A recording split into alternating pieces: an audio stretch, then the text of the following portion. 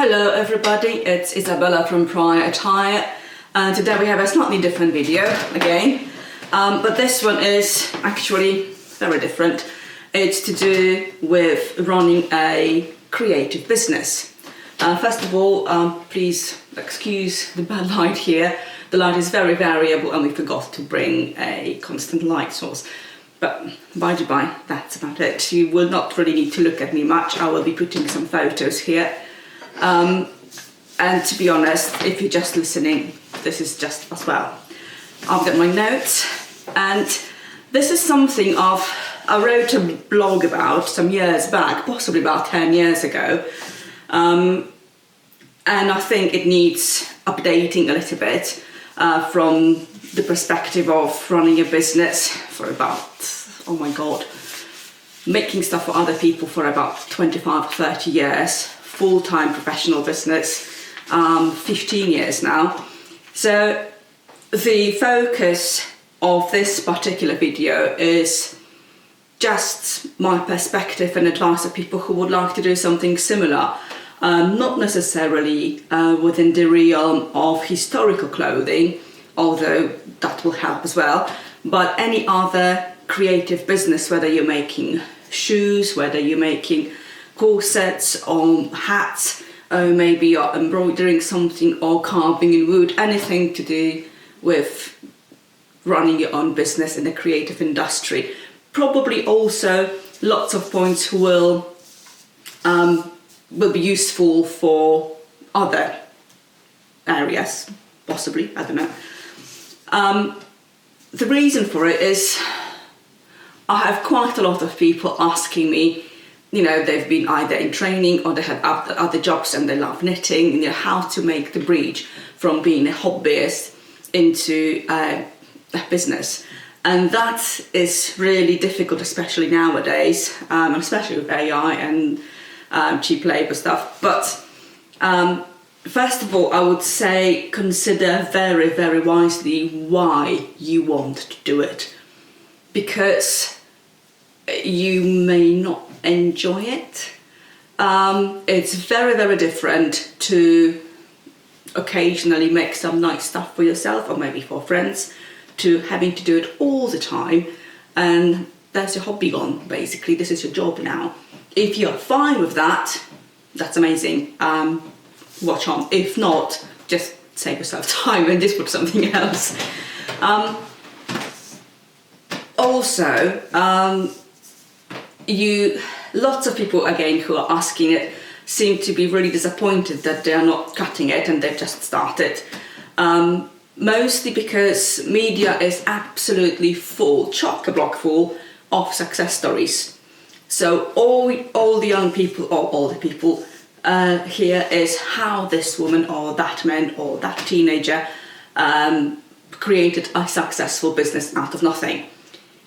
Now, this is the point. There are thousands and thousands of people starting a business. Very, very few, probably about 1 or 2 in 10, will make it more than 2 years, even less the full-time sustainable business model.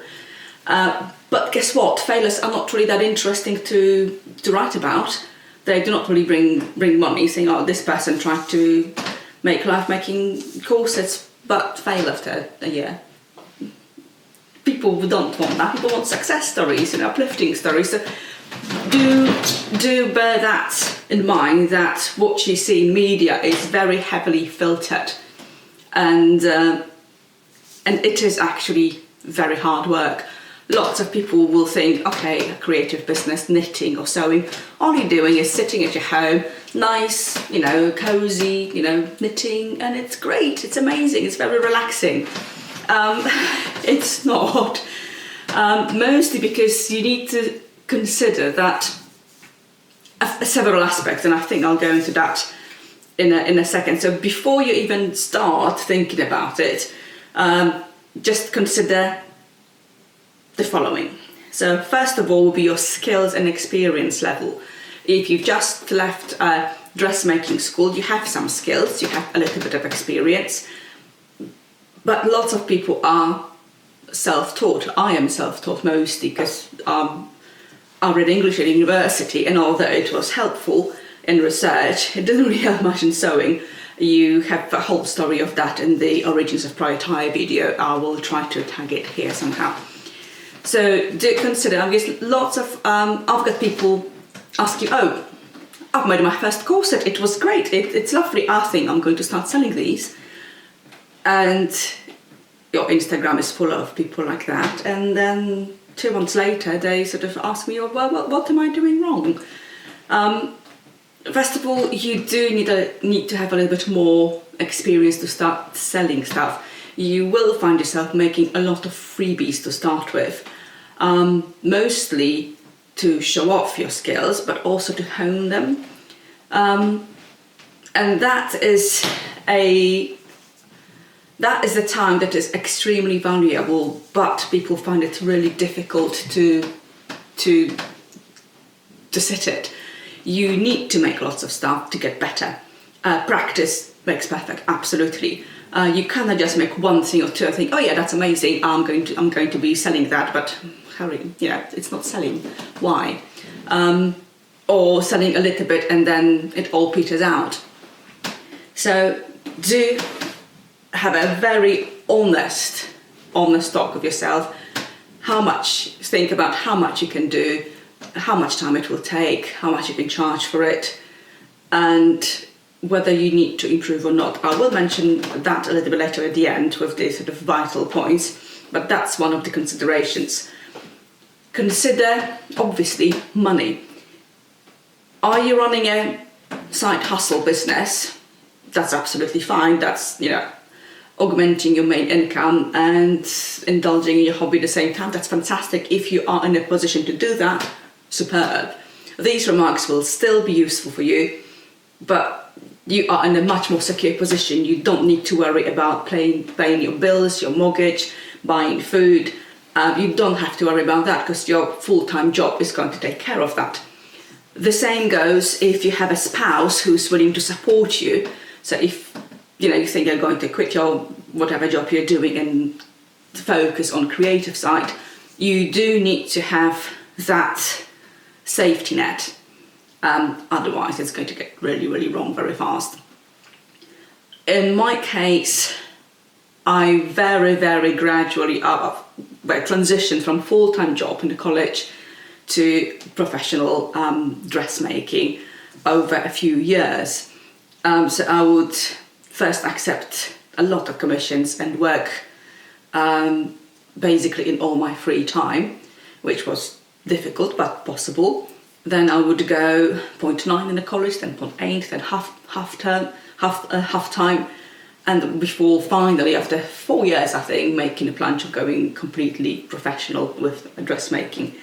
If you can do that, I would recommend that route. And just do not quit your business now. I mean your main business. You do not quit your job and start making hats or soap. Now, just do it gradually. Really, it might be frustrating because you have 2 jobs at the same time, but that security is really, really worth it. And also, you have some money to invest into in your business. So that's one consideration. Another one is research your niche. Is there demand for what you are going to make? Because you might absolutely love carving little doorstops, but if there's no demand for these, then who's going to be your customer base? You do need to think about those things really, really carefully. Is there a demand for what you're doing? How much will you be charging? Will the pricing reflect the actual cost of you making it? Time, labour, experience, equipment, all kind of resources. Or is there too much of the same available done cheaply in China and hence you might not be able to make it? If yes, there are still ways around it. Think about individuality and how to market your special design. But at the same time, be prepared that the Temu, Shein, Alibaba, etc. will steal it. It is happening to me all the time. So that's something really important. People say, oh, I love making these, I'll start making loads, but then people don't buy it because there's no demand for this particular project or product or service. So it's absolutely vital if you want your business to survive, and especially if you want to make it a full-time business. And one more thing that is your sort of beginning of the first consideration is your creative business part is not going to be only creative. You would need to be a businessman or a businesswoman. And that's something that lots of people who are very, very talented and very hardworking and excellent at their creative part can fail to do. If you can go on marketing or running a business courses somewhere in your either a job centre or difficult in different countries, here you can have sort of short courses that will help you with setting up your business.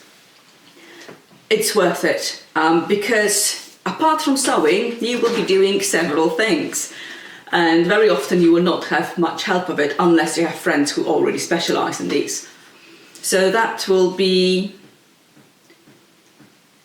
all your marketing, and that involves advertising. So using your socials, you would have your business page, your business Instagram, website, possibly the best, although you might want to consider online selling platform first to gain some experience, but also to make it a little bit easier for you. But I think websites are definitely something that you would want, because you will not be charged quite big fees from Etsy or other platforms for selling your stuff. But there are advantages and disadvantages here. It's worth doing it at the beginning and transitioning to your website shop later on. But you do want to have a website mostly just to ensure you are who you are. And people tend to trust businesses with websites much more than those with just Instagram or a Blue Sky or whatever social platform fronts. So you have to do all of that yourself. You have to maintain your socials. You have you will have to have content for it, suitable content. You will have to sort out all the emails as well as policies. So you will need to get your policies in place as well. Your terms and conditions, your privacy policy, your returns policy, all that stuff will have to be done. Probably with the help of a lawyer, some of them. What you will need to do is to get your contracts sorted out. So get your quotes, templates, your contracts, your invoicing, all of this stuff. It's nowadays easier with lots of places like PayPal or Etsy or Stripe facilitating making invoices. But you still might want to individual contracts. You will need to set them up yourself. And basic ones are great, and I was using basic ones for years. And then one of my customers was a lawyer, and she drafted a brilliant proper contract for me. So do use them. Make sure that you're able to do your tax, because if you're running a business, if it's a small business and the revenue is tiny and it's below the threshold, you don't have to worry much about it, although you still need to keep the records. But get a good accounting software, get an accountant later on. I've been doing my own business tax for several years before realising that I just pay this much for a month and have it all done by me. But if you're good with numbers, I'm not, then you should be able to do it. Use a good accounting software, and that will really, really, really help. You will need to register your business, obviously, in several places. Sometimes you will need to get, excuse me, sometimes not. So that's one thing, marketing, accounting. Excuse me. Think about shipping and packaging and storing all you're making. And shipping, especially nowadays, it's really tricky for UK. Shipping to Europe or shipping to States, you have tariffs, you have VATs, you have compliance laws, you have recycling laws. All these will need to be taken care of. You might need to have a representative in Europe, for example, as we do. Or if you're selling on Etsy or eBay or other platform, they may be doing that for you already. So do research that first. Remember, you will need to get investment into your equipment. If you have one already, that's great, but you will need to invest, especially initially, into equipment, into materials, and into your time. And for the first several months, if not a year, have enough money to cover your outgoings if you're on your own. You can get a loan from a bank, and they're reasonably easy to get if you're starting business, but that might not be the best option if you don't like it, I suppose, or if you're not in a position to get a loan. I never went the loan route, mostly because I was working alongside, so I hate being in debt, so didn't really want that. But depends on your country, really does. Think about photography. You might need to learn more about photography or have friends doing professional photography to photograph your products properly. Think about videography. Nowadays, they're a huge issue. Well, not issue, they're a huge advertising tool on your socials especially, but more and more websites are using videos as well to show off your product. So again, a nice course, invest in your skills. Learn the photography, learn the videography, learn how to advertise on social. So that's another investment, not on the equipment. Invest in your skills, in your knowledge and research. And also, sometimes you may need a car, you may need to travel to markets, you may need to have space for clients to come for fittings, for example. So there's a whole list of what you need to do apart from just sewing, and this is the boring stuff but important stuff that very often breaks a budding business. People who have brilliant skills working with their hands very often balk at all that paperwork crap, and it is stuff. I'm not very good at maths, I'm not very good at paperwork, but I have to do it. Sometimes I'm out behind, sometimes not, but it has to be done if you want to run a viable business. And another consideration before you sort of start going is your private life. You do need to schedule some time for your private life. Your business will engulf you to start with, and that's normal. But do schedule an occasional weekend off or just a day off to decompress, otherwise it's a burnout, as simple as that. And no one can deal with business 24 hours a day, non-stop. You will pay for it at some point, not worth it. So do have some normal life in the meantime. So, okay, you've considered all those things. Okay, you can move this away. And you decided, okay, that's fine, I'm going to make a generic transition throughout the year or so, or I will take the plunge and do it straight away. Fantastic. Do think, once you're starting it, to run an advertising campaign. Again, if you're transitioning, it's much easier. And take it gradually. That is my advice, and that is what worked for me. Again, for some people, just cutting old job and starting a new one straight ahead worked. For many more, didn't. So be really prepared for a period of time when you will have to invest most money you earn back into your business, to invest into better tools, better equipment, better materials, to invest into your education, to invest into your skills. And make sure, as you're heading slowly towards the full time, that you have enough incomings from your business to cover your outgoings.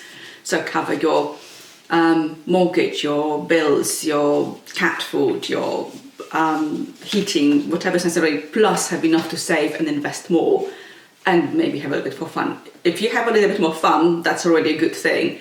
But try to save up as much as possible, because you will have months that are much slower and months that are busier. That's just the nature of the game. So if you have enough work planned every month, just about to cover it, and you have no security or no safety net, that's not going to end very well. You need to have enough to cover, not only because it's important, but also for your peace of mind. You will work much better knowing that there's enough orders for me to do it, and I don't have to work overtime to cover just the basic necessities, because this way it's not going to work. It's just not going to work. You will be just killing yourself, working, whole days and not having much after paying your bills. That's not the life to live. So I think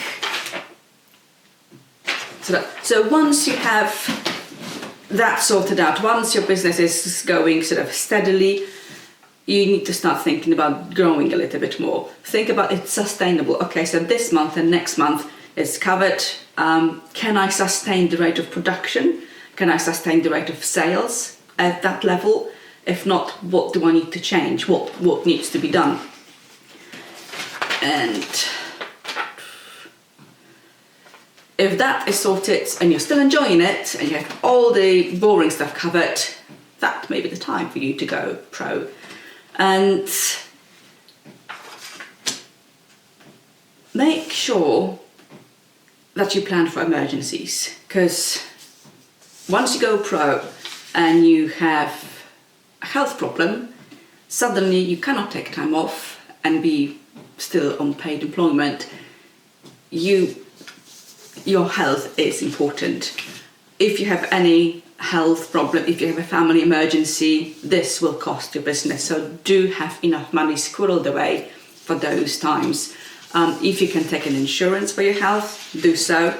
In England you have the national insurance anyway, but just have a little bit more, because nothing worse, starting a business, it's going well, you quit your job and then you break your arm falling down the stairs on an icy morning, and suddenly you cannot work for 2 months. Guess what?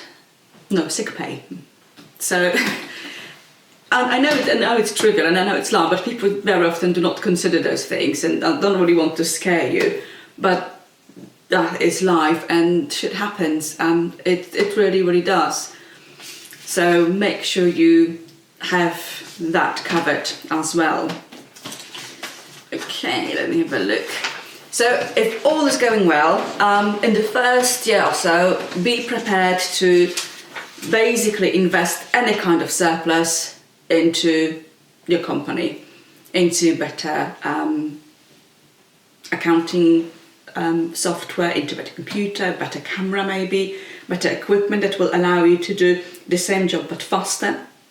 So for example, better sewing machine or better tools. I invested into eyeleting machine for corsetry, mostly because it was much faster and easier on my hands than making individual eyelets all by hand.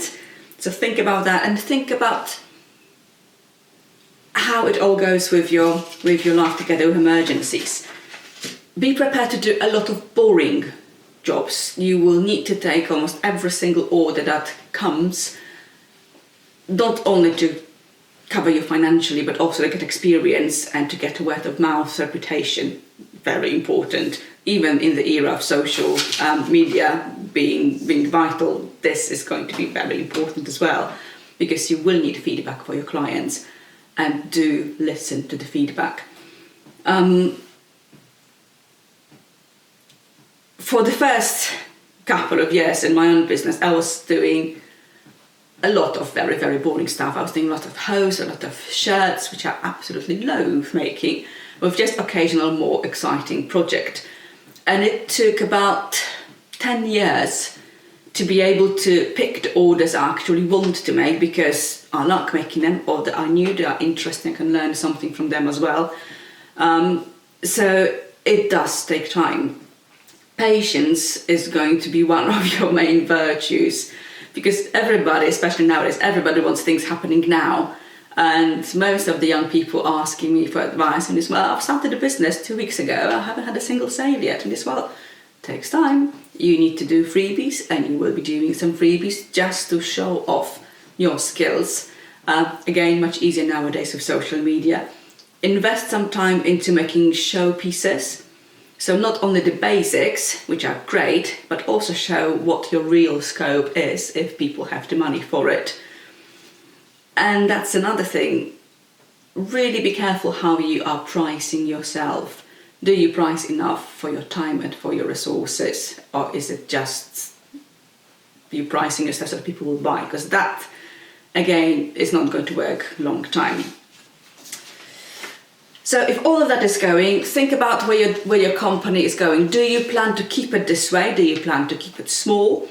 Or do you plan to develop and grow? Do you plan to have more staff? And obviously with that come further challenges of having payroll and insurance and lots of other bits. Something that I never was interested in. To lots of people, you should have more stitches. And I said, no, I like working on my own. I'm an introvert. I'm happy just working on my own. And I'm not really very money motivated. I just want to have enough to cover what I need, plus some for my hobbies. So for example, I love horse riding and traveling, so I need to have a little bit of extra for that. If some years it's not enough, then it's I'll wait and make other plans for the following year. But if you want to grow your company into a huge one, why not? But in this case, I can't really offer much advice, not something I was interested in. And it's not something that everyone is interested in. There is a lot of pressure, and so, go limited company or do this or this. You don't need to. If you are comfortable with what you are doing and it works, don't try to fix it. You may try, and then you realise that, yeah, that's actually a great step. Or you may try and realise, yeah, that was a mistake, let's go back. And that's another thing. Don't be afraid to try new things, because sometimes you will need to adapt. Sometimes the situation will change quite a lot. I mean, think COVID.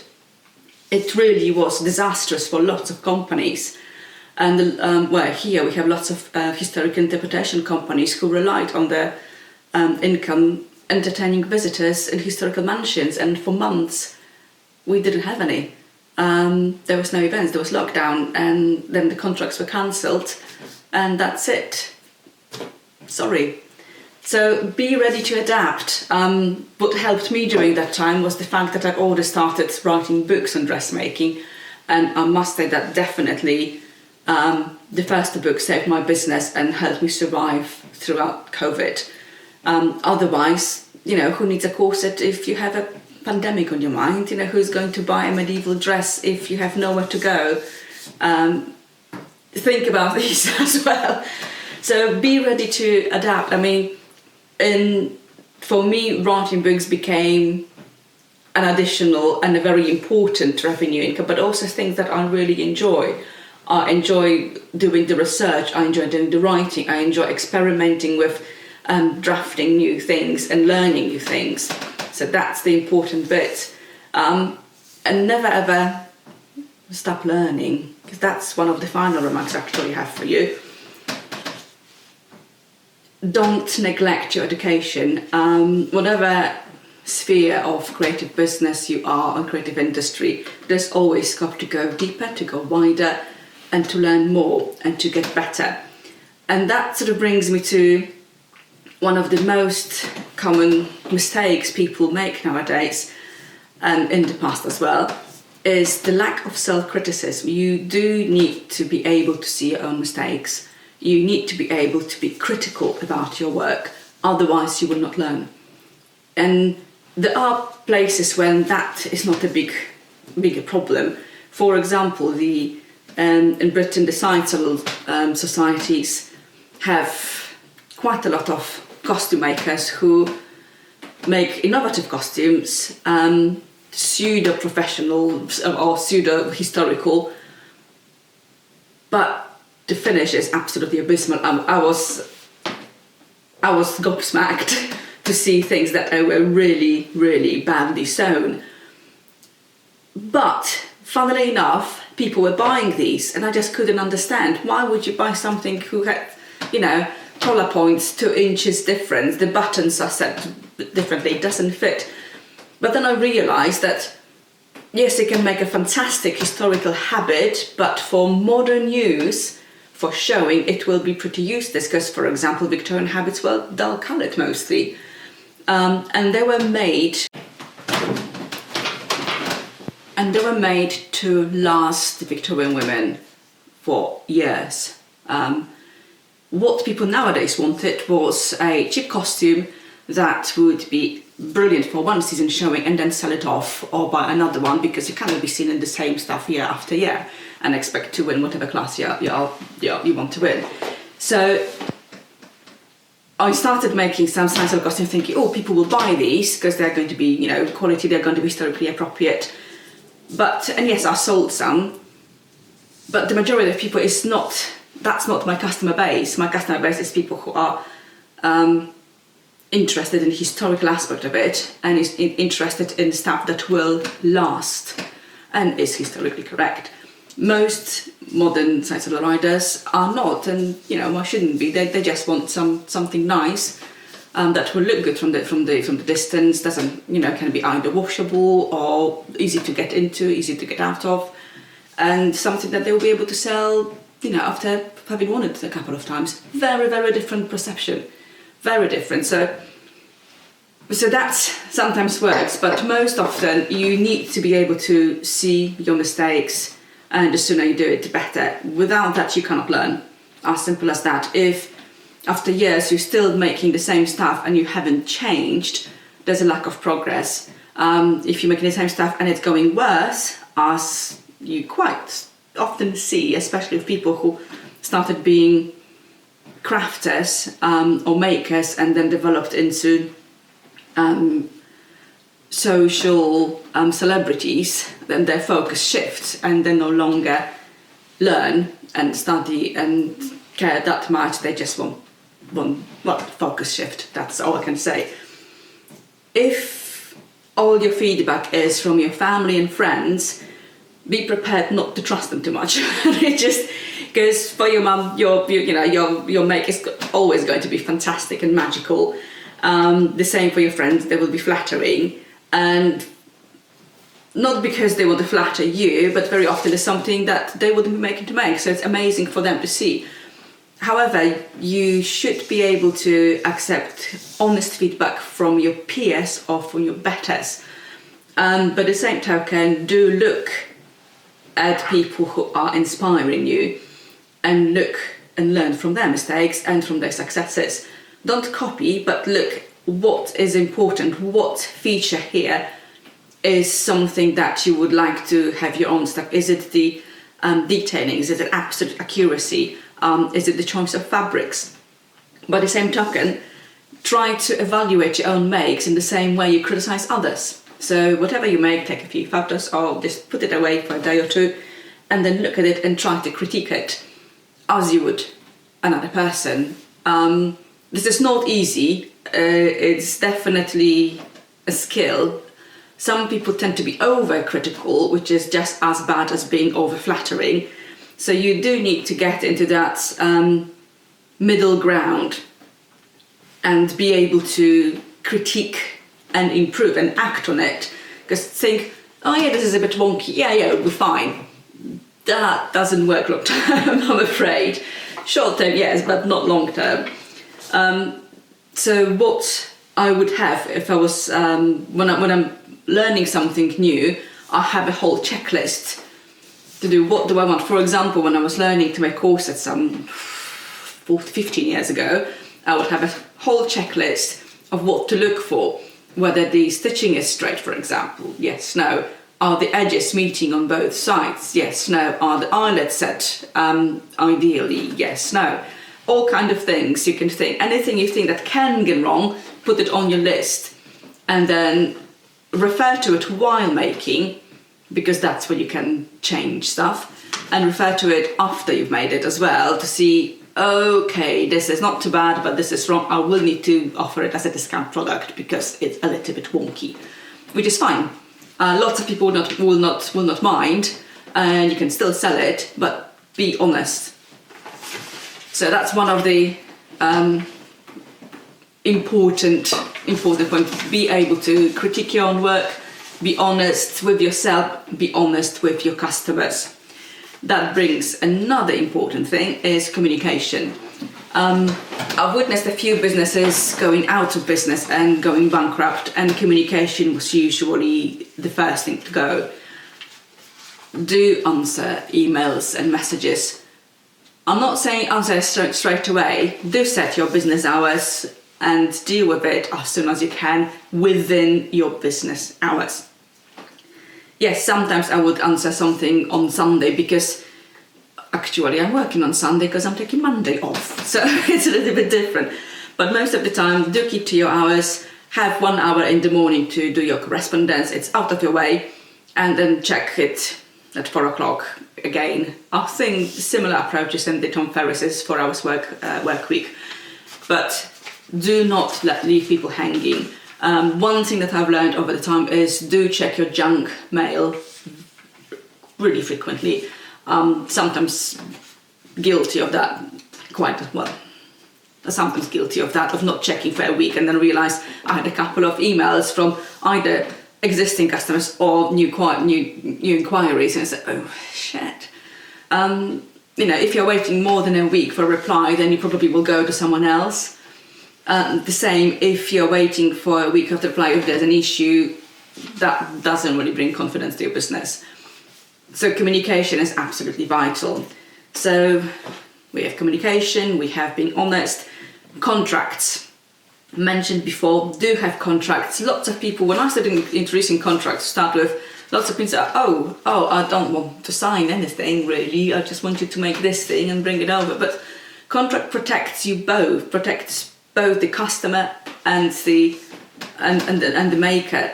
It really states very clearly what you're making, what fabrics, what is being, whatever else, what shape, what size, what finish, what is the completion date, how much money it's going to be, as close an estimate as it can be.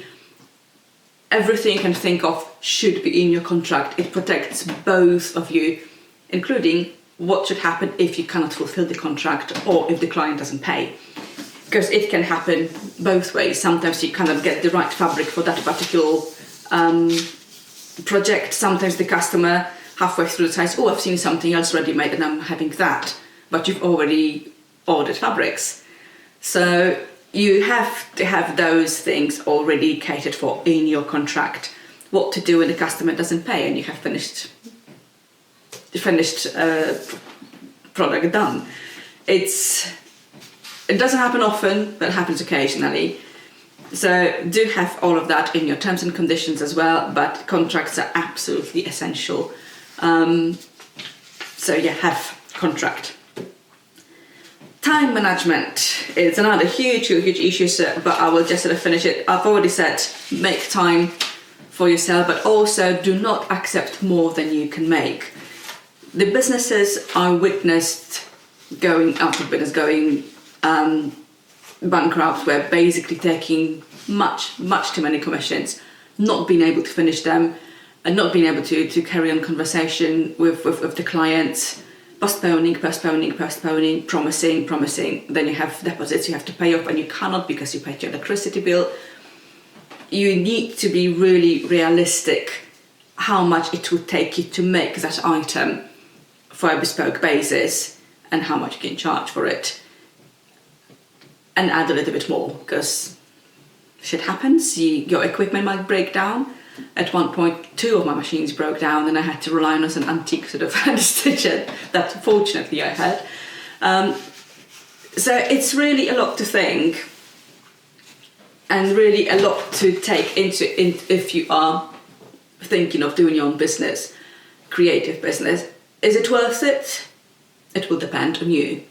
It will depend on what niche you are in, whether you did the correct research, whether you're able to adapt to what needs to be done, just like with any other business, I suppose.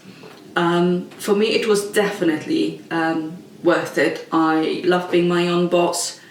I love being able to manage my own time and make sure that I have different time. I don't have to have holidays during the school times anymore, which is great. And now I can take my days off when I want them and when I need them, and I don't have to stick to the weekend work week. I'm probably earning a little bit more money than I would in a college still teaching, though possibly not as much if I would climb up the ladder to go to a college director, which probably I would end up at some point. But I don't think I'll be doing the job I liked. I enjoyed teaching. I didn't enjoy the bureaucracy behind it. So that's a payoff. I don't plan to go bigger, which basically, if you are very money oriented and you want more, something you would possibly have to do. I'm just not. I'm happy where I am, and all I need to ensure is that I have enough to cover my needs and save for the future for retirement. I don't really plan to retire early, or if ever, because I love making stuff. But again, that's something you need to plan. So have a think and start implementing if you do decide to go for it. I wish you all the best, because it is hard. But if you haven't tried, you wouldn't know. And some people will try and decide it's not for them, which is fair enough. You try, that's the important thing. Don't be too hard on yourself for not being able to run it. It's just sometimes lots of people will find better fulfillment doing the same job for someone else. You've got, you indulge in your hobby, but yes, someone else is your boss, but also the other person has all the responsibilities that you really don't want to deal with. So I do hope it has been helpful for some reason or another. And if you have any other advice for people starting on creative business, do put some in the comments. That would be quite a nice useful thing to have, to refer to, and to send to anyone who contacts me, for example. Say, look at the video, look at the comments, there's more advice there. So it's a long video. I had to stop the recording after half an hour, but I hope you've enjoyed it, and I hope it's going to be useful to people trying to get their own business together. I'm going to rest my voice now.